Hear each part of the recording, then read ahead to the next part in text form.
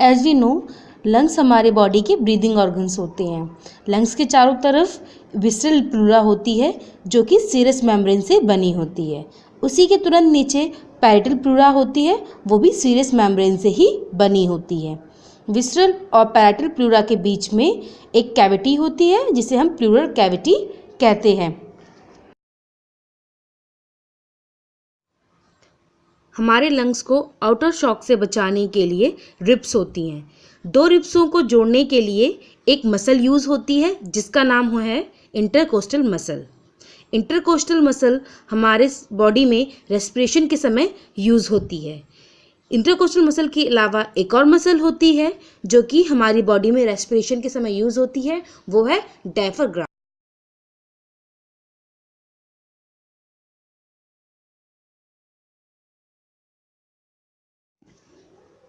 Now outside of our body there is atmospheric pressure जो कि air द्वारा हमारे ऊपर एक्सर्ट किया जाता है, जिसकी वैल्यू है 760 millimetre mercury.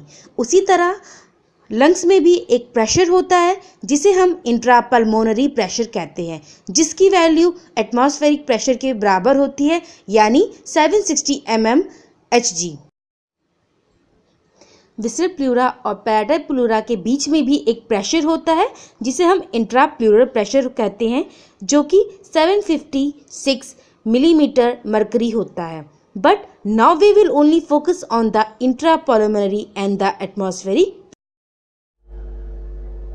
Always remember our rule that gas हमेशा हाई प्रेशर से लो प्रेशर की तरफ मूव करती है। एटमॉस्फेरिक गैस हमारी बॉडी में सिर्फ एक ही कंडीशन पे एंटर करती है, जब हमारे लंग्स का इंटरपल्मोनरी प्रेशर डिक्रीज हो जाता है। Let's have a look so again quickly. Our lungs are surrounded by ribs to protect from outer shock. Between the two ribs we have the intercostal muscle. Diaphragm and intercostal muscle are used in the respiration.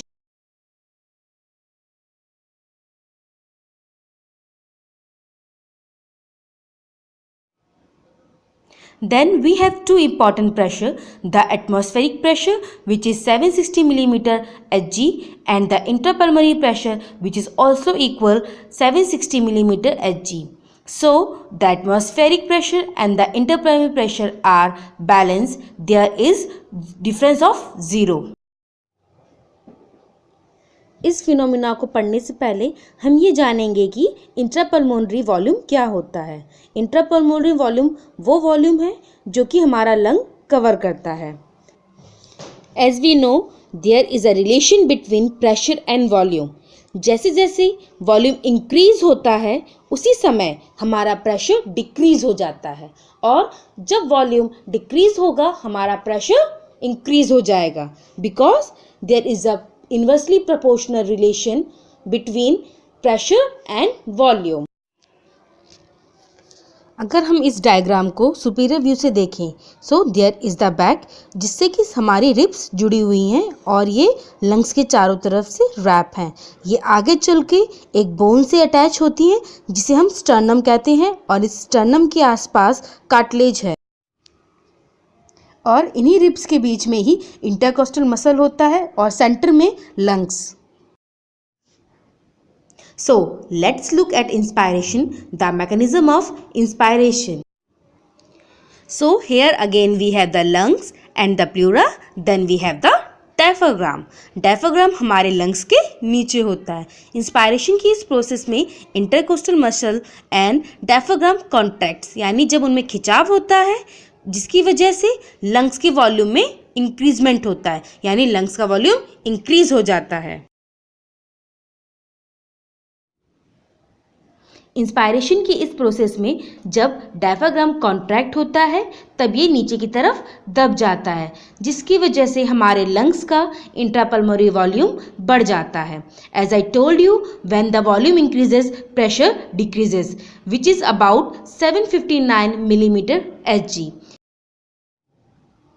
So in this respect atmospheric pressure और हमारे इंटरपल्मोनरी pressure के बीच में difference आता है 1 millimetre Hg। Now you can see intrapulmonary pressure atmospheric pressure से 1 millimeter Hg कम है. As I told you, gas always move from high pressure to low pressure. यानी अब atmospheric gases हमारी बॉडी में easily enter कर सकती हैं. So after inspiration we have automatically expiration. When we breathe out air, what happens? हमारे intercostal muscle और diaphragm muscle वापस रिलैक्स हो जाती हैं और रिलैक्स होने के बाद अपने ओरिजिनल प्लेस पर वापस आ जाती हैं.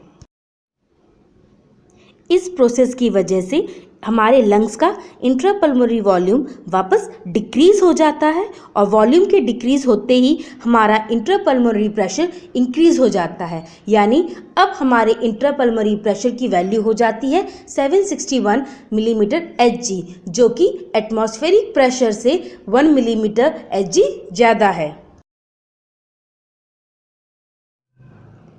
जिसमें हाई प्रेशर की वजह से हमारे बॉडी के अंदर की गैस बाहर वापस एटमॉस्फेयर में आ जाती है. And then from expiration we have again inspiration. और इस तरह से ये एक्सपायरेशन और इंस्पायरेशन की साइकिल कंटिन्यू फ्लो करती रहती है और रेस्पिरेशन का प्रोसेस बनता है.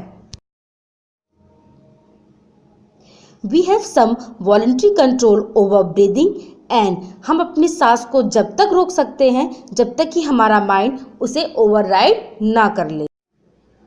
So here I am drawing the superior view of ribs and we are looking at what happened to the rib cage.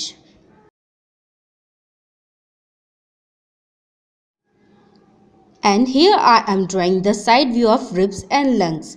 यहाँ पे डार्क रेड कलर का मैंने डायफ्राम बनाया है and here we have the intercostal muscle between the ribs. So in that inspiration diaphragm descend and the intercostal muscle will contract,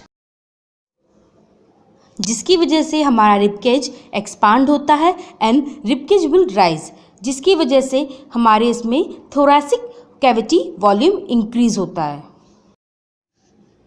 Increase in thoracic cavity volume means increasement in the intrapulmonary volume, which leads to the decrease in interpulmonary pressure.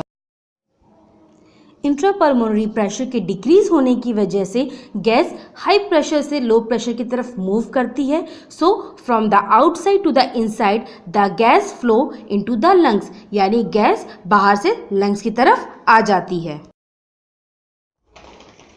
Then we have expiration. Expiration में diaphragm rise होता है, जिसकी वजह से हमारा intercostal muscle relax हो जाती है, जिसका रिजल्ट यह होता है कि थोरैसिक कैविटी डिक्रीज होती है और हमारा रिब केज वापस डिसेंट हो जाता है. रिब केज के डिसेंट होने की वजह से थोरैसिक कैविटी वॉल्यूम डिक्रीज हो जाता है, जिसकी वजह से हमारे लंग्स का इंट्रापल्मोनरी वॉल्यूम भी डिक्रीज हो जाता है और प्रेशर इंक्रीज हो जाता है, जिसकी वजह से हमारी बॉडी की गैस लंग्स से बाहर वापस एटमॉस्फेयर में चली जाती है. For more video, please subscribe and visit careerias.in.